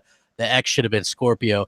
I think that there's the problem with Anaconda is it's such a name like Scorpio. Like, how do you patent that? How do you make that? You know what I'm saying? So I think that's the real problem there. So I 100% think it'll be called something else. I was told about the Xbox. I was told about the Xbox One X name months before it. I did a video about it, which is still up, comes months before they announced it. And the reason why was because they were very, very wary of the X-Bone thing. So as much as people give me crap when I call it the Sad Edition, I'm like, what the hell did they say? Sad Day Edition, right? It's Sad Edition, whatever. But, like for me, it's like, so they cared enough about the Xbox One X to make sure that it spelled out something not X-Bone, and it spells out Xbox. It's perfect. Like, what happened to where they changed it with the Sad Edition? You know what I'm saying? Like, they have to be wary of that in the future. Like, I've always, like, the Xbox One, that name never made sense to me. The one device you need for all your entertainment. Yeah. One encompassing device. That's what I took it as. That was the gist. That was the gist of it. That was, but I mean, really pan out though. But here's the thing, though. But here's the thing: if you go back and look why Xbox called the Xbox 360 the 360 and not the Xbox 2 was because they didn't want it to look inferior to the PlayStation 3. Right. That was, and also a 360 is that circle of entertainment where you have your YouTube, your Netflix, your video games, and you're coming full circle. You're coming full circle. That was their little. That was clever, but I mean, they couldn't. They just this generation. People are really thinking 720. Do you guys see them keeping the Xbox One family name? That's what I was just going to ask. I think they're gonna keep it. I think they will because xCloud is going to stream to any device. Why wouldn't it stream to your old ones? So these brand new games are still technically coming out for your original Xbox One. I think it's just going to be the Xbox One family still, and they're just going to try and drag that name out of the mud. They've been doing decent for the last year. I think they're going to change it. I think they're going to change it, guys. Yeah. I have late breaking news. What do you think? What do you think? The name of Anaconda is going to be Xbox 448. There we go, people. Everybody. Wow. There it is. Wow, that's that would be incredible, huh? I think they want to. I really do think they want to get away. Even though Shady, I think what you're saying was probably their overall plan. I think that they're going to always include and say, don't forget the Xbox One family of devices is included in this. They're going to always say that for a while, but I think they want to run away from this name as far as is humanly possible. I hope they change it up. They will. Like I mean, Mike Ybarra was on a different podcast a couple weeks ago, actually, and he was asked about next gen, and his instant answer was, "What's next gen?" Like literally, that was what he said instantly, no hesitation, just what's next gen. So that doesn't mean they don't have stuff coming. To me, it just means that it's the same family of devices. There's just more better stuff coming out. Is he saying what's next gen? Like he's not able to talk about it, or is he saying it to be like schmarmy? There's no more generation. Well, like Microsoft has kind of come out and said that they're not doing there's no generations. The no generations kind of thing anymore. And why are they coming out with a new console at the same time as Sony? Like there's just because that's when the power and the price and everything comes along. Similar with PCs, you see AMD and Nvidia drop their cards in similar time frames. I feel like they have not reached the potential of the X yet, especially after only a year and a half. That's why they're going to do forwards compatibility, people. Yeah. I mean, that's to me. I'm always like, I'm not a big fan of forward compatibility, but I mean, it'll be interesting to see how they kind of play that along, and see if people notice a different. Like, how long can they support? Like, a developer is going to have to ship a game, and I've seen many developers. I know that Don doesn't agree with this, and some others don't. But I've seen big developers go, "Don't forget, we got to ship this on that base Xbox One too. It really hampers what we can do." Oh yeah. So, my favorite example for that was Shadow of Mordor on the 360. It did not have the Nemesis system. It was stripped of a lot of features, but the game still released. Was it the same game? No, but it still came out. So like the lower version is the one that was actually hampered, whereas the Xbox One and PlayStation 4 version, we had everything that we were promised and stuff. So it's kind of the lower end stuff that gets sacrificed. And if people aren't willing to deal with those cuts, they'll upgrade, whereas our versions don't seem to be getting hit yet. But now with the hardware that we have in existing consoles and moving forward to, what is pretty much under the hood when it comes to the PlayStation 5, Anaconda, and everything like that, think more or less like Shadow of War over Shadow of Mordor. You know what I'm saying? It will be a superior game on the more powerful hardware, but they have made these games to scale up and down for a while now. They have, and then streaming might actually come in and take place of that forwards compatibility, where you're able to play like Halo Infinite on that original VCR Xbox, because the xCloud is actually doing it for you. The box itself offline can't do it, but with streaming it's possible. I'm not sure. Like we're so close to E3. I think we're going to get a lot of these answers, which is awesome. Goodang said Xbox Xandu. That's the name for Anaconda. Yeah. Oh my gosh, that would be hilarious. My bad. That was funny as hell. Yeah. Yeah. I mean, listen, like I said, I think that it's going to be like this E3. That's one of the reasons why I'm so excited about E3, because there's so many unanswered questions. And it is nice to see that people, are excited about what we can see. Or what we're gonna see from Microsoft. Like, I'm very excited to see what we're gonna see, and just this is their show year, in my opinion. Like, this is the year that they're gonna show the most things over the last year. I know some people really liked the last couple of E3s. I liked them. I didn't love them for the Xbox content. Like, I feel like they have to show some of that content that we haven't seen recently. So I'm very excited by that. Hey, everybody, hit that like button. Thank you guys for coming out, man. So many great people in the chat. Share it out as well. Like it. Sony announces new State of Play. This is only a 10-minute show, which they announced the time of it beforehand. It's going to show the Medieval remake and a new title. No, it could be VR or something. I don't know. I gotta be honest with you, Crap. Listen, I'm all for them going ahead and putting out that 10-minute, or pardon me, State of Play. 10 minutes has me a bit like, why? It's a washroom break. I'll be checking that out first thing in the morning on the toilet myself. It'll be just enough time. It really isn't long enough to be I don't know, any kind of a staple in our memory. I mean, what are they going to show that? And they already mentioned Medieval, which I know that the hardcore PlayStation group are like, great. Well, we're all like, who cares? So that's already. So if they're wasting 2-3 minutes on that, we got 7 minutes of something worthy. It's just weird that they decided to even tell us it was going to be 10 minutes. I mean, make this thing's got to be 30 minutes or wait another month and, make 2 episodes one. What do you want me to say? There's nothing there. There's no meat on the bone. Is that Medieval game coming out really soon? Is it this month or next month? I'm just wondering why they would even come out and do this. You know what I mean? Like, if it was this month, I'd get it. It's just a commercial for that game and maybe a VR or 2 tacked on. But if it's not soon, this is weird and certainly not a replacement for E3, people. My God. No. Well, they already did the VR thing last State of Play, right? Or whatever. So that's done. I don't mind it if in those 10 minutes they're gonna actually show you something relevant, then it's cool. You know what I'm saying? I'd rather have 10 minutes of something that matters than an hour of garbage. You know what I'm saying? Like that's true, Knox. But 10 minutes that's the other end of the hour, isn't it? That's just too short. It is, but I mean, if it's like 2 minutes of Medieval and then 8 minutes of The Last of Us 2 with a release date, I'm good money. On, yeah. Keep dreaming. I know, but I'm just saying it depends on what they're gonna save The Last of Us 2 stuff. Yeah, they're gonna save The Last of Us 2 stuff. I'm just trying to make the point that depending on the content that's on, he's reading the chat is what he's doing. Yeah. No, it's going to be 3 minutes of Medieval. They're going to talk about EA Access on PlayStation, and then they're going to give us DLC for Days Gone. Yeah. And then maybe a teaser of some new game that won't come out for another 10 years. Hey, man, that's going to get people excited, though, man. People get really excited about that stuff. So, shit, Spider-Man DLC, yeah. Yeah, I don't know. I'm with it. Bring that Spider-Man. I feel like that's what it comes down to. Crap, this topic can't even last 10 minutes if they're gonna only, you know what I mean? Like if there's just not enough there to talk about. They're not gonna do anything big. You're not gonna see Death Stranding. You're not gonna see The Last of Us. You're not gonna see any of that stuff. Ghosts. You're not gonna see any of that. So I mean, it'll probably maybe they said something new. So maybe we'll even see a CGI glimpse of something they're working on. And who cares? Maybe again, Sony's great at that crap, right? I mean, they're in the movie business. They know Industrial Light and Magic better than most people do. They know how to put an ad out there and make people talk about it for a while. And yeah, you can do that in 2 minutes. You could put out a hell of a trailer in 2 minutes. You know that. Yeah. A lot of movie theater trailers are less than 5 minutes.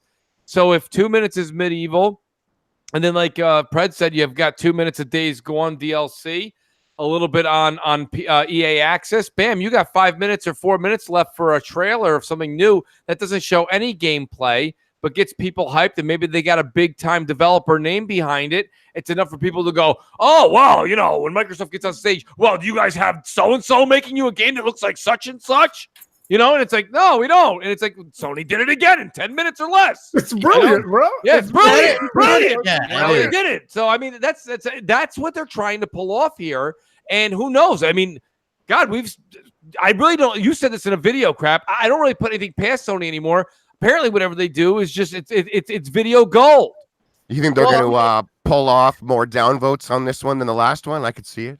Well, you know what, Shady? That's a great question, and I'll tell you now that that's why they told everybody it's 10 minutes. If they didn't tell everybody it was 10 minutes, they could have said Spielberg was making the next game, and they would have got down votes. Yeah, here's the thing, though. Like, people that are saying they're going to talk about The Last of Us 2 not happening, they're going to save that for their June one. Absolutely. Because that's going to be the same day, probably, that Microsoft does their E3. Yeah. And they're going to be like, $199 PS4 Super Slim, Last of Us 2 release date, something else release date. Drop it on the Gears 5 release date. Bro. If they do that during E3, then it kind of makes it look like that's, you know, like we don't need to do E3, we got this, where they've said they're going to be nowhere near E3. I think they're going to avoid that entire week or 2 weeks altogether and just stay the hell away. They're not going to let Microsoft have to stay like that to themselves. As much as Sony, they love sticking it to Xbox. You guys are right. They love it. Anytime Xbox is something exactly. They've done it throughout this generation. Pulls the rug out. They do it. They drop out some news too. So it's been so long since Sony's done a big show at all, even their own, that I think they're going to save like that Last of Us 2 and Ghost and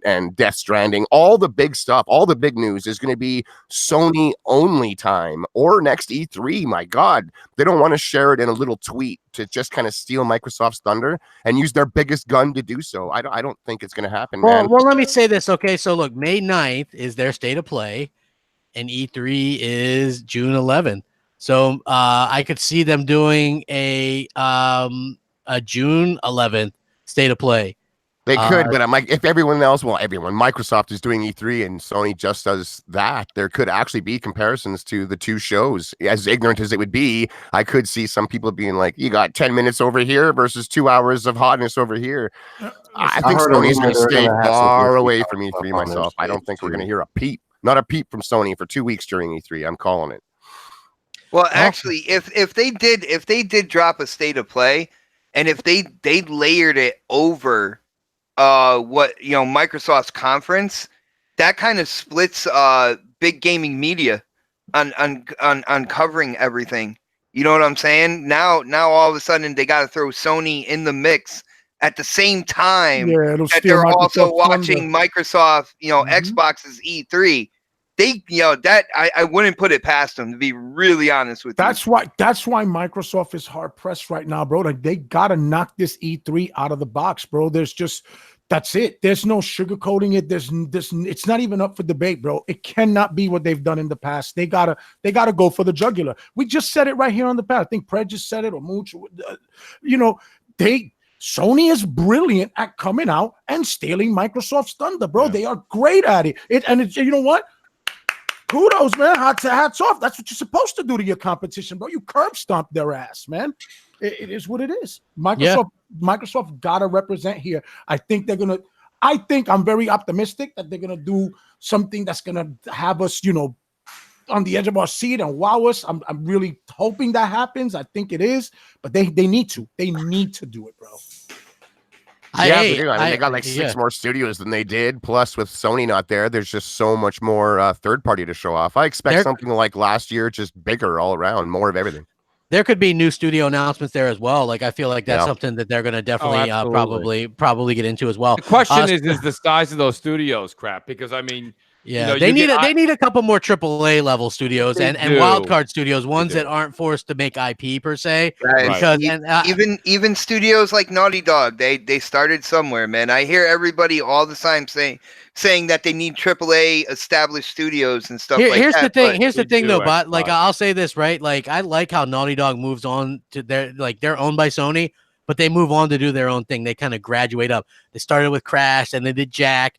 Then, then they did the Uncharted series, then The Last of Us. Like, they were able to do their own thing.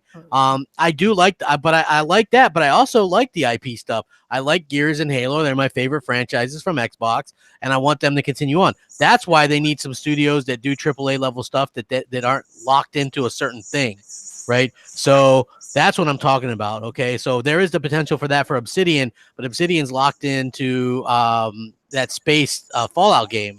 For the foreseeable future. So that's like one of those things. Playground Games looks like they're going to be making Fable and Forza Horizon for the foreseeable future.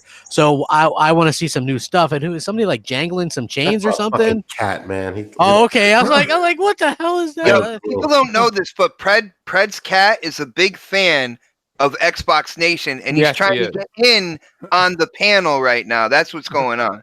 He is, man. So anyway, let's get up to 200 likes, and let's go ahead and talk about the secret sauce that is the PlayStation 5. So secret, so saucy. Yeah, I know. Well, here's the thing, right? So the AMD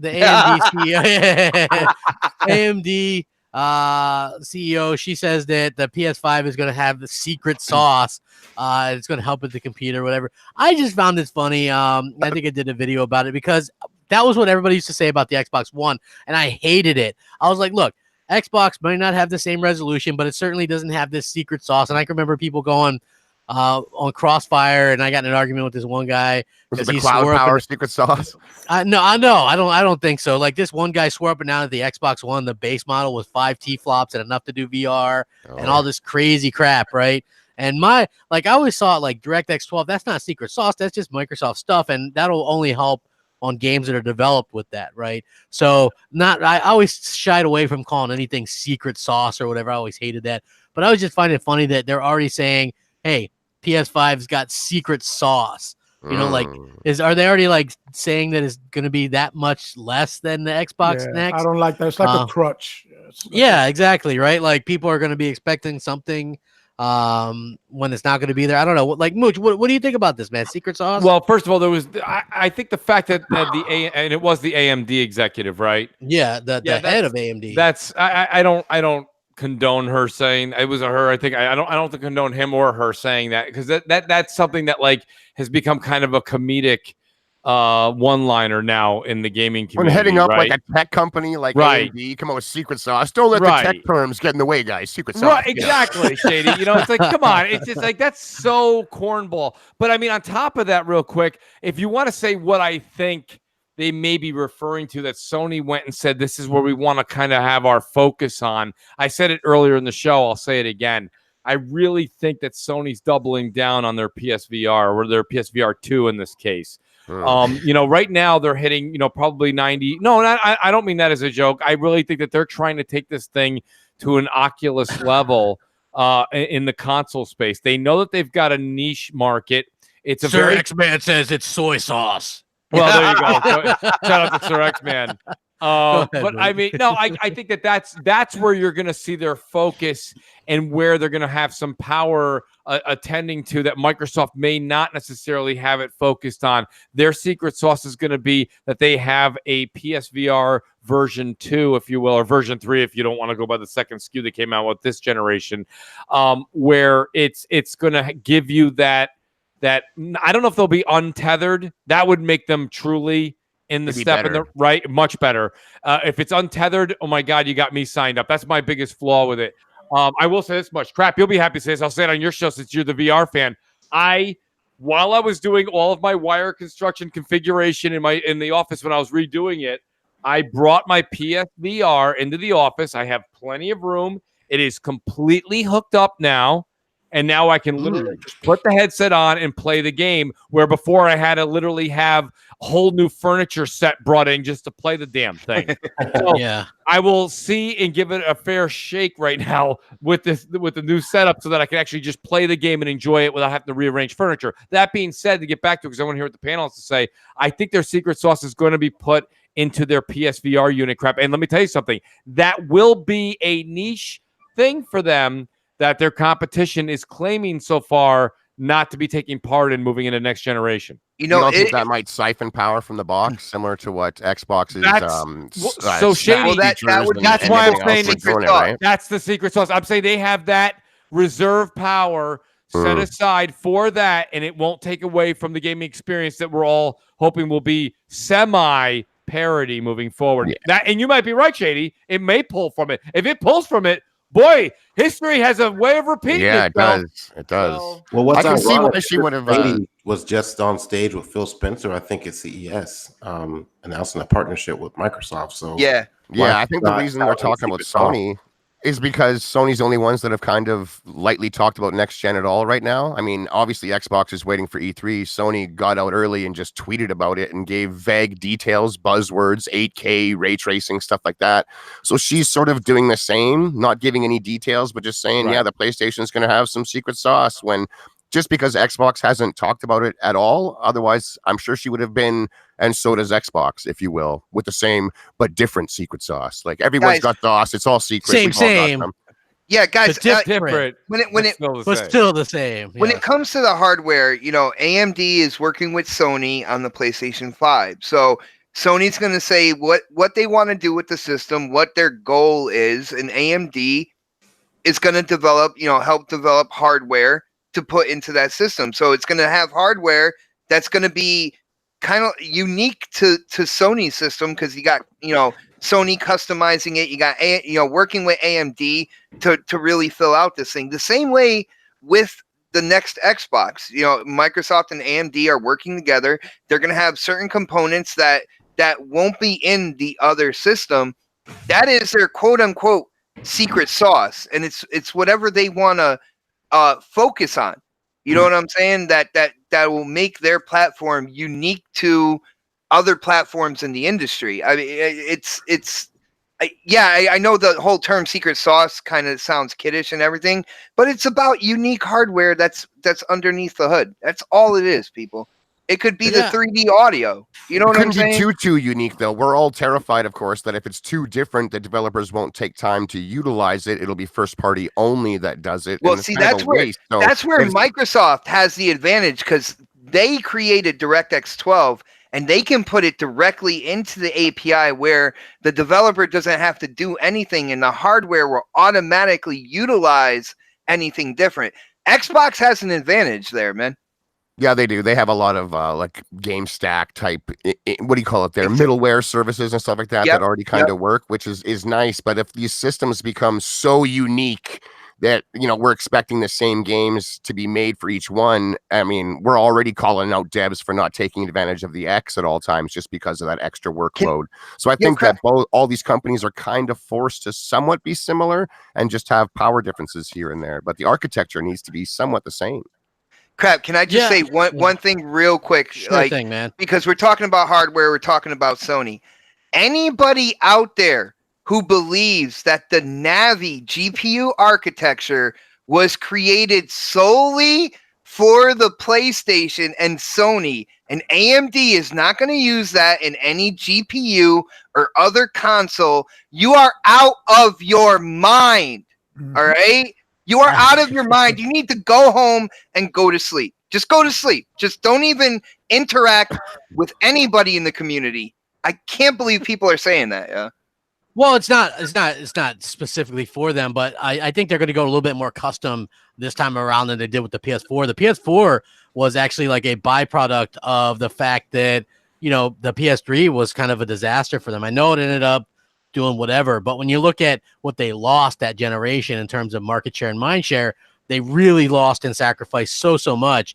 And I think that's why they went with almost off-the-shelf parts with the PS4, and they really got lucky when Microsoft kind of screwed themselves over with all that nonsense to start the generation. Whether you care or not, like for me, it wasn't as much of a big deal because I don't play if there's no internet connection anyway. F that. And, you know, like for me, it was like none of that stuff was a big deal or deal breaker to me. I wanted the games. It'll always be the games for me. I couldn't care less about the other stuff.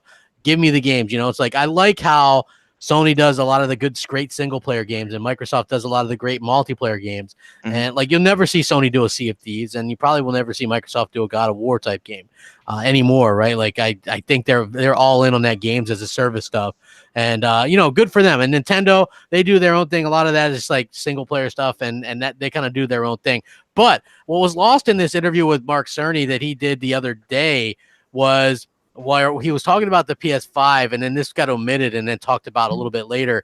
He confirmed that there's no PS3 backward compatibility with the PS5. So even as powerful as the PS5 is or will be, it's not going to be able to emulate the PS3. That thing comes back and haunts them still. This is another instance of processor, man. Yeah. They tried to use the PS3 as a Trojan horse for the cell processor. Like they wanted that in everyone's smart devices today. They wanted that in your dishwasher, your microwave, your stove, your cell phone, everything else. And it just didn't work out. The industry didn't adopt that processor. The games companies had issues building games on it. It was just redundant, difficult. It had power if you could get around it, but at the end of the day, it wasn't worth it, and it burned Sony pretty badly for that. So they went pretty traditional afterwards.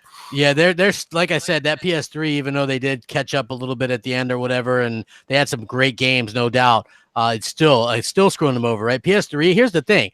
I always look at 360 games. If you play those on the X, they still look really good, right? Yep. I think when you go back to the original Xbox ones, some of those games can look okay, but like when you go back to the PS2, PS1, those games look horrendous. And that's why probably one of the reasons why that what is that thing that they're giving away now for free? That PlayStation Classic, right? Yeah, that thing was, I don't know. That was like the word, again, one of those things that Sony didn't really get called out for, even though like they're using that thing to like steady tables and like hold open doors and shit now. You know what I mean? It's like crap, you know, at the end of the day, you know, backwards compatibility, you know, it's great, but it's something that everybody asks for and nobody uses, in my opinion. I'm sure guys will sit on the panel here and say that they do. I use it. Yeah, very sparingly. You know, I don't think it's a make or break thing. I agree with you. Know what I mean? He got PS4 at least. That's it. Even Xbot, who means it, Knox, and he does. Even Xbot, when you say that, you're like, hey, let's do a stream real quick, and you play it for like 2 hours, and you're like, see you later, game. You know, it's like 7 months. That's why I always joke around when these back compat titles are released. I call it, you know, it's that moment. It's your thumbs like 15 minutes on YouTube. Xbox is spoiling me with the Sea of Thieves update. I have stuff to play on Destiny 2. I have Mortal Kombat 11. But so when can you tell us you can't wait to get back to 2008? I can't wait. Yeah, I can't wait to get back to Ninja Gaiden 2 though. Let me shout out. Yeah. Shout out Rock Dog 31. He says, great show, fantastic panel. Thank you so much, man. Appreciate you checking it out. Go ahead, Xbot. Yeah. No, I'm just saying, with all those games in back of my mind, I am constantly thinking about Ninja Gaiden 2. It's one of my favorite games. Yeah. And Castlevania Lords of Shadow as well. You know, I bought both of those games and never played them, and I'm so tempted if I had the time to go back and play them. That's the thing, Crap. We love movies like Back to the Future. Everybody loves the original Indiana Jones, and we all make references and crack jokes and use one-liners, but very, very few times when you actually have 2 or 3 hours on a Saturday night, and your missus or your better half looks over and says, "Hey, you want to watch a movie?" And you're like, "Sure. What do you guys say we watch Gremlins? Get the hell out of here!" Going back to watch it. It's a classic, but guess what? You're not doing it. You're in, but you're not in. You're not. Real quick, guys, too, because I see the chat. The chat is fired up behind the whole backwards. They are. I'm like, look, guys, I'm not saying it's a terrible thing. Not it's at all. It's a great thing. You know what? Knox, you want to own them, right? I mean, I want to own them. We bought them. We should have the right to. But let's be honest. I'm not watching Attack of the Killer Tomatoes this weekend. Yeah. All I'm saying is it's not a make or break thing for the PS5. That's all I'm saying. Yeah, it would have been good to be able to do it, but they can't because of the cell process and what have you. So that's it. That's it. Hey, everybody, gather around. Avatar's on for the 75th millionth time this Saturday. Hey, remember when they pushed back the sequels to those games or to those movies again? Yeah. I mean, I use that as a pun because it's in the news, you know. I mean, but realistically, that's my thing. I think this. Let me just clarify what Knox said and what I've been saying for probably over a year now. Is that I will say this again? You purchased those games, and darn it, you should have the right to play them.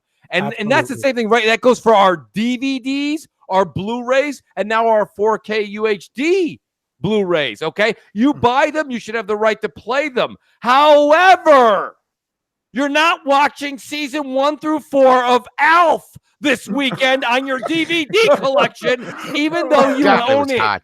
Season 3 is so hot. It was good. Willie! I'd watch some ALF. Willie, hey, yo. Where's Snowpack from Mars? Never mind. Hey, everybody right now, the entire audience is looking up ALF on Google. Oh my gosh, yes, wow. No idea what it is. It's fine. That's great, right?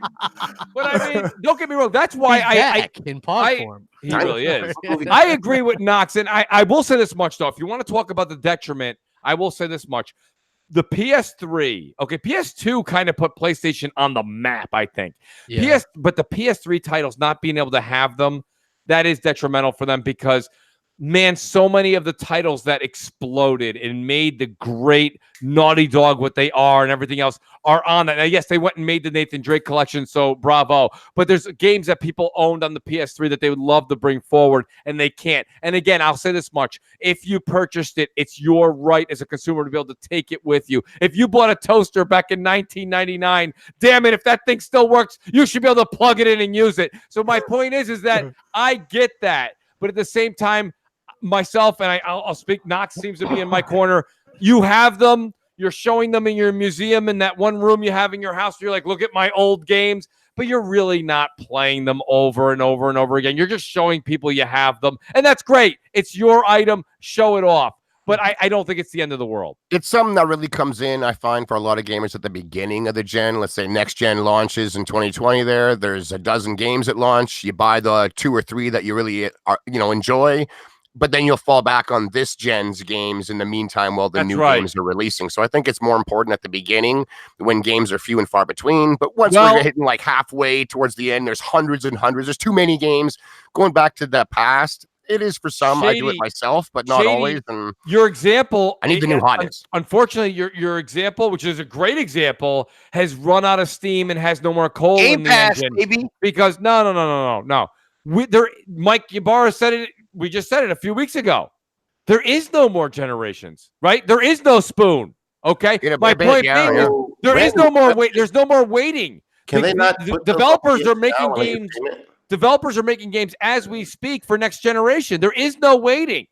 We can tune them. The devs can tune them up and tune them down. So my point being, right? Yeah. So we don't have that delay gap anymore. You're right. That was a great point. And boy, we surely could have used back compat at the beginning of this generation when we all paid top dollar for remasters. We could have back compat still like really, really new of a concept really in consoles. It's been around for PC, well, forever. But in console space, we're accustomed to dropping our entire libraries every, 5-6 years at the longest forever.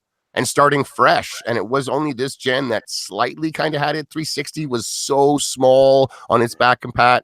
But next gen is going to be full backwards compatibility. So these new systems are going to have thousands of games day one. Like that is new. It's brand new to consoles. Random question here. Can they not do it? I'm talking about the PlayStation side. Can they not do it through PS Now and stream it back compat? They could do that, I guess. It's not true back compatibility, I guess. I think they can do that, but then that's going to cost you. Yeah, you gotta get the subscription and everything like that. But I mean, it's possible to play those old games. Unfortunately, you would either have to. I'll tell you this much, Brad. No. So I was talking to a buddy of mine that always shows up on my streams, Richie, and I'll tell you this much, Crap. I have Xbox Game Pass unless they do the 6 months. You get the 12 months for the 6 month price, which they did last E3. If they do that again, I can stack it. I will buy it. If they don't have that pricing, myself personally, because I buy my Xbox exclusives. That's a me problem apparently, but I buy them. And the other games that are in there that everyone's talking about, I also own. So my point being is I actually have been contemplating with the PS5 of trying out PS Now when that comes around, because that's something on this. I don't have a lot of PS3 games. Yeah. I have very few, to be honest with you. I have over 100 still. Like I hang on to stuff. I'm nowhere near it. Yeah, I still have my PS3 though, so it's like, I mean, I'm never gonna go back and play it. No, probably. That's my point. So if you have a PS4 or PS5, you have PS Now. I get that. I think that's because the cell processors limited them, and if you really enjoy them, there truly is a need for PS Now. Where I feel like back compat's good if you own the game. But I certainly, when I find out a game comes out, very rarely do I say I can't wait to run to GameStop and give them $20 for a game that came out in 2006. But that's me. You know what I mean? If you own the game, it's great. Well, hold on. Like Xbox, wasn't Ninja Gaiden 2? Did you get it digital or did you already have that? Xbox? Yo, what's up? He's vaping. Hey, when you bought Ninja Gaiden 2, was that backwards? Did you buy that digitally or did you already have that? I bought it digitally, and I the price was steep for digital. Yeah, okay, so wasn't it $30? It was $30, which I was ridiculous. Like, holy crap. That is. That's incredibly ridiculous. You get every season of Alf for like $8. Alf doesn't cut off people's heads or anything like that either, man. But dude, that was a purchase. That was a gamer love purchase right there. You know what I'm saying? Yeah, I understand. I absolutely love that game. I did think it was expensive, but at the end of the day, I still pulled the trigger. I'd like to pull Xbox to the stand. Xbox, if you could answer these few simple questions. When did you make that purchase? How long ago? A week. The second day that it was available. About 2 weeks after the ago? announcement. Maybe 3 or so. How many minutes have you recorded on that game? How many minutes? Since you purchased it? Or hours. Or hour. I'm going with minutes. Well, does a stream count? Because absolutely. How much playtime in the game? So I did a 2 hours. I did a 2 hour stream. Okay. And I record every 2 minutes. So I did 2, 4, 6, 8. God, we're doing math. Someone said they were not. No, you don't do it. About almost a half hour. I got almost a half hour. I'll even give you 2 hours. My point being is that here's a beloved purchase, and you've got 2 hours into it. I got news for you. It'll be 2022 before you remember you bought it again.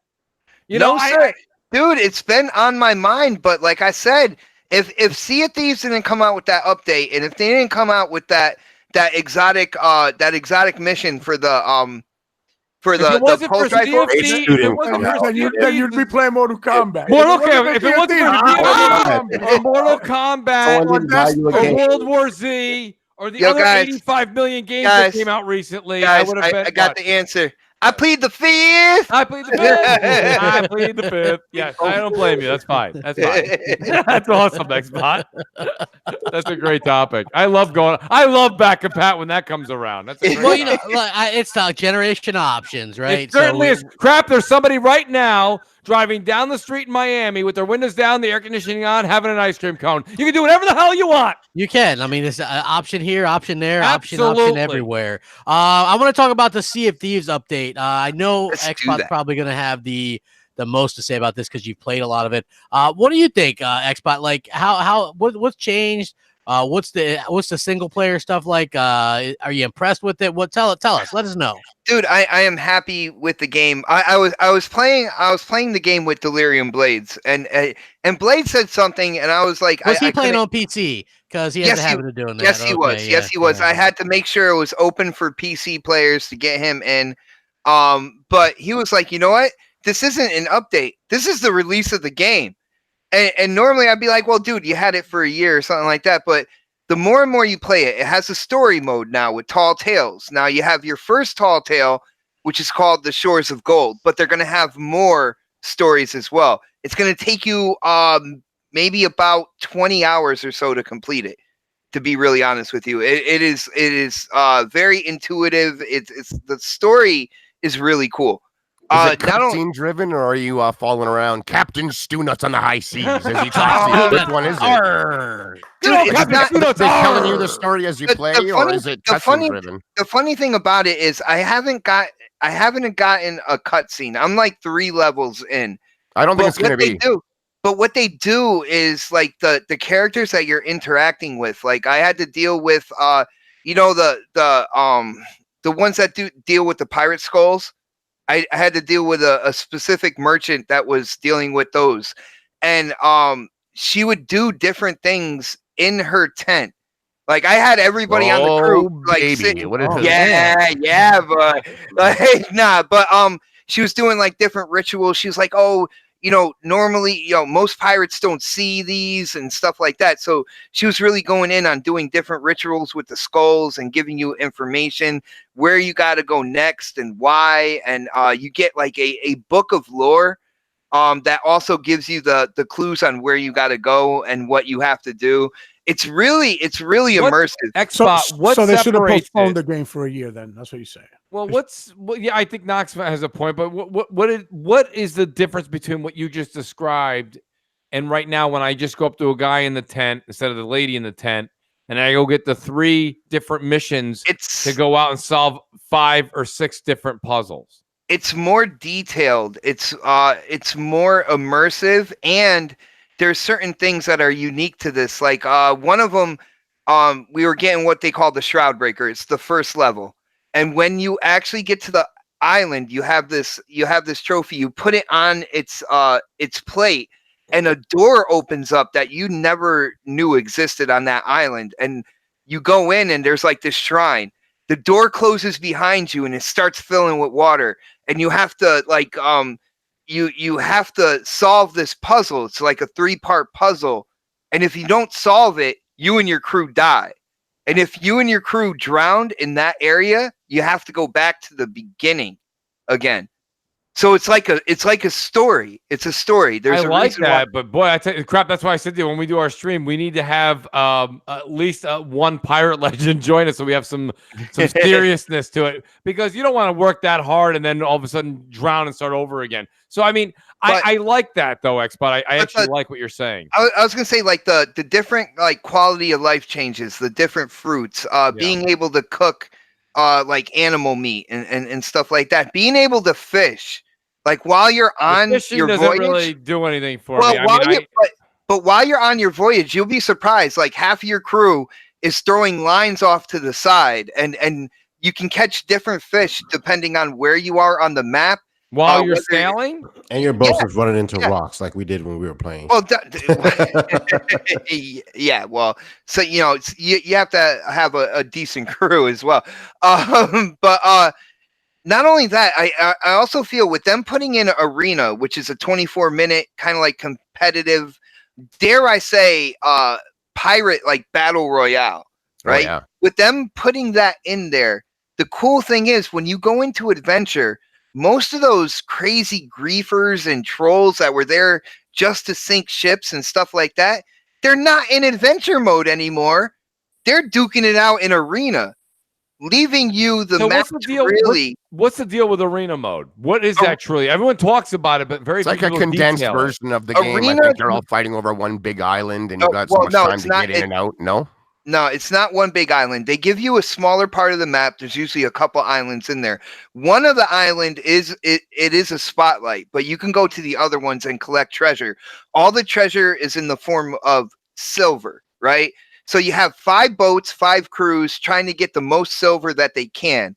Now, if a crew comes and sinks your ship, they automatically deduct 1,000 silver from your team. And it's 24 minutes who can get the most treasure, the most silver, and survive, without getting sunk and stuff like that. And after that, once you're sunk, you're out. Well, no, once you're sunk, you get minus 1,000, and you get your boat again, and you keep going until the 24 minutes is up. Whoever has the most silver by the end of that is the winner, and I've seen people raking in from 12,000 gold to like over 25,000 gold per round. That's pretty decent for 24 minutes. That's a good drop. Yeah, it's a good drop. Yeah, so you have most of the people that just go in there to sink ships and stuff like that. There's a mode where they're gravitating more towards that. So if you want to do your adventures and stuff, you look at the other ships that are out there, but there's a little more comfort knowing that most of the trolls and everything, they're all in arena duking it out with themselves. Arena's calling out to me, man. Like, my score will be high, says I. I'm going. Yeah, dude. I want to get into arena. Well, I want to get into arena as well. All in all, it's a full game now. You see what I'm saying? You have the story element. You have an open world where you can go out and explore and do kind of like the smaller treasure chests, the different factions and commendations that you want to do. If you want to go into more of a hardcore competitive mode, they have that with the arena. You have different activities that you can do. All of them are linked to a faction that you can advance in and get commendations, get into legendary status. You can fish and get to level 50 in I think it's called the Call of the Wild, and that is one of the 3 factions that you can use to become a legendary pirate. So there's a lot more content in here, a lot more things to do. It is more interesting. They have like that competitive mode. It's all around. It is a complete game. Yeah, no, wow. Great job selling it. Yeah, like what would you review it if you were to review it? Like, what would be your score? Right now, with what I have played so far, I haven't beaten the Shores of Gold yet, and I've been trying to. It can get a little distracting depending on who your crew is. Sometimes people sometimes people yeah. With the Don will harpoon like islands just to turn the boat on you while you're going a specific direction. But dude, I'd give it a solid. This is a solid 8 out of 10 right now, and that is because I don't do like 8.5 or 8.7. I only give regular round numbers. You know what I'm saying? I don't do decimals. Yeah. So right now, this is an 8 out of 10. It is incredibly fun to play. There's so much stuff to do. It's a blast. If people out there, if you haven't tried it yet, you gotta go in and try it. Do yourself, give yourself the respect you deserve, and play this game again. Yeah. I turned it on the other day myself, actually, just to get a few achievements for the rewards program. And while in there, I noticed that there is way more cosmetics in the game compared to when I played it last. Yeah. So I can get in there and get my Pirate Peacock game on. I mean, that's what I'm all about in some of these games. Is dude, I want the Bone Crusher set for the ship and for my pirate. Dude, you got to check it out. Yeah, it is really cool. That sounds awesome, man. I'm looking forward to diving in this weekend. Me and Mooch are planning on playing it. And it's gonna be a good time. So hopefully you guys will check that out. We're already at that time. I want to make sure Knox gets out of here on time. Really? And I want to make sure Mooch gets out of here on time and all that kind of good stuff. So I'm gonna do some outros. Mooch, what's going on, man? A lot of stuff going on, Crap. It's great to be back. We've got MNC show tomorrow on your channel. 7 p.m. Eastern time. It's going to be a great show. And then we've got Crossfire's back, 7 p.m. Eastern time, Friday night. I am completely full of energy. I can't wait to get back into it. I'm also streaming tomorrow after MNC show, streaming on Saturday with the Crap Gamer. We're going to be doing some Sea of Thieves. Yeah, Sea of Thieves, baby. Woo! And definitely check it out, guys. It's the Mooch 78, same as YouTube, twitch.tv. Check it out, guys. Do follow. Subscribe if you feel like it, but definitely follow and check it out. We have a great time communicating and having a good time. We game and talk. Imagine that. It's like rubbing your belly and chewing gum at the same time. It is possible. you either get a Happy Meal or no Christmas, right? No Christmas. Nothing. Yes. Nothing. It's one or the other. So but please do, Crap. I appreciate being here tonight. Great show tonight. And do check out the Mooch 78 also on YouTube. Please hit that subscribe button. Absolutely. And we got the man who described so eloquently. I never get that word associated with Xbox. Well, now you have, man. Xbox 448. What do you got going on, man? You're streaming. I see that. And you got next. Tell us about this stuff. Yeah, guys. When it comes down to streaming, what I'm doing is every time I play Sea of Thieves now, no matter what, I am streaming to Mixer. I'm calling it a pirate's life, and I'm going by days. So whenever I play that game, I'm going to be streaming it just to show you guys exactly what I'm doing, exactly what my crew is doing, stuff like that. So you can go ahead and, follow me on Mixer. It's Xbox 448. And I do, yes, I do, people, have a YouTube channel, the home of the next podcast. Every Saturday at 7 p.m. We are going in this Saturday. I am working on building up the topics now. I feel like this is going to be an incredible show. So you guys might want to go to my channel. Go ahead and hit that subscribe button. There's a bunch of content for you to get in there, until Saturday, and then you can come join us live at 7 p.m. Awesome, man. Look forward to doing that. And as you guys leave, please hit the like button. Get us over 200. I'd appreciate that. We've got So Shady. We had his typical Shady Mooch one-on-one early on. If you guys missed out on a good time. Yeah. So what's going on, Shady? Not much. And just to clarify, I got nothing against Mooch, man. We just see things from different points of view. That's right. That's all it is. There's nothing going on here. We should just automatically put that disclaimer in for every show, because somebody always thinks that you guys are like brawling. Man. I think this Shady all week long, man. We have a great time. There's good times. No, thanks for having me back. I love coming here every Wednesday. You will find me here every Wednesday for Xbox Nation, as well as Friday mornings with Breakfast with Boom with Mr. Boomstick XL. Have a great time over there as well. Wake up extra early for that one. My God, it takes it to me. But that's that, man. I'm on Twitter at the Sesh Empire. That is one word. On Xbox, I'm So Shady. Thanks for coming out, everyone. Take it easy. Happy gaming. Absolutely. And we also got Knox. What's going on, man? What do you got doing this week? Well, man, I'm just gonna be here chilling. Y'all could catch me on Wednesdays right here on XBN. Saturdays on the next podcast. In Knox We Trust is being postponed for the foreseeable future because I just don't have. Damn it, I love that channel, man. I just don't have the time right now with the 12-hour freaking shifts to put the time that I need to make it the way I like. Brother, Chauncey. Yeah, Chauncey's coming back soon, man. But yeah, man. Great show, great panel, great chat, man. It was all the money. It was, man. The chat was really, really good, and we really appreciate everybody. And we also got Predator. He's back. He kicked in some great stuff today. What do you got going on, Pred? Let me see. Predator Predator space H2OX on pretty much everything, including MySpace. Next podcast is Saturday, and who knows where I might end up showing up this week. So just follow me. He could be anywhere. He could be anywhere. He could be podcasting with Bigfoot. You never know. It's everywhere. It's crazy. You know, he could be podcasting with rattlesnakes. I don't know. It's crazy. So we really appreciate you guys coming out here. I always try to end this on time. I'm pretty prompt like that. Mooch, you sent me a gift, but we're out of here by 10. We'll catch you guys later, man. Rack them up. Have a great week. See ya.